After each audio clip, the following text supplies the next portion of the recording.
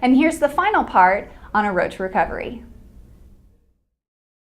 The surgery ended up taking, which is supposed to be a 2.5-hour surgery, ended up taking 6 hours, which was, it was pretty scary, I guess, for my mom and dad, but I woke up, I was all delusional from the anesthesia, and I had to drive all the way back here down to Pembroke. If anybody's ever had surgery, getting in a car after it.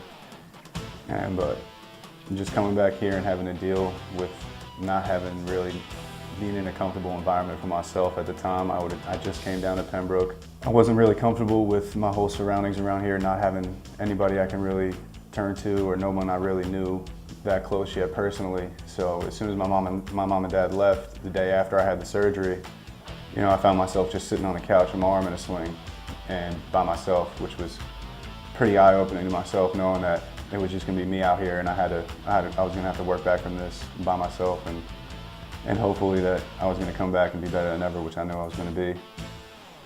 As soon as I got out of surgery the first week, I got right back into the trainer's room and we started stretching out, which the first steps into rehab was just purely stretching, which was probably the most painful part, definitely the most painful part of the rehab. Having somebody just jerk on my arm all day back and forth for at least 2 hours a day was painful. And then the next step we went into is trying to get the strength back, which is just lifting objects heavier and heavier each week. Just trying to get back the flexibility and the strength so that I could be back thrown. And the hardest part is trying to keep my shoulder in the right condition, in the right shape, because with my elbow going bad, the doctors told me that the next thing that could go is my shoulder because of not concentrating on it at all for the entire year.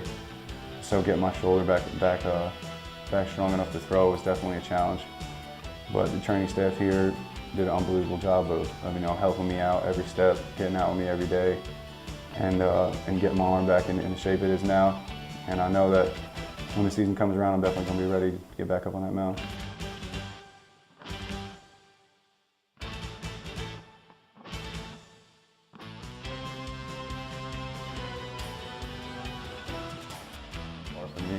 Another tough part was having to come to the ballpark every day and having to watch all my friends, all the guys out on the team do everything, and I just had to sit there and watch and just kind of deal with it. But I mean, I was a little bit used to it because in my senior year I had to sit out and I had a little taste of what it would be like, but it's still definitely a tough part. It's definitely tough coming down somewhere south where I didn't have any friends down here, I didn't know anybody.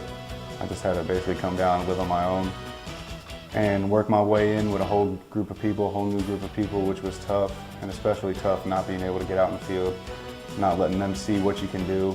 There's a different level of respect somebody gets, I guess, when they see what you can do on the field and when you've just been sidelined. And it's tough being a guy who no one else has seen me out in the field yet, and I've had to sit around for almost a year and a half. But I mean, it's just another driving force, and it's just what's going to lead to a big year this year.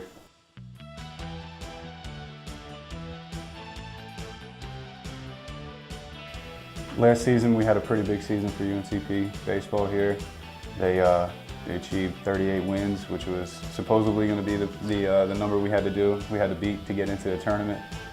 But things didn't work out that way, and it just is another driving force for us to go this year. We have a bunch of returners coming back, pretty much the entire starting lineup coming back, minus a couple All-American pitchers that we had last year. But with the freshmen that we had come in and the other guys that were still here, returners, it's going to be a great season coming out.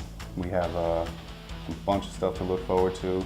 Coaching staff, a couple new guys on the coaching staff, which is a good thing for us. We needed it. And their input has been big for everybody, for myself and for everybody on the pitching staff and everybody on the team. They've been really good in helping me get back into my mechanics, get my mechanics back up, and getting everybody's mechanics good. We got a couple really good returners in the field coming back, and if they have big seasons, who knows where we could go.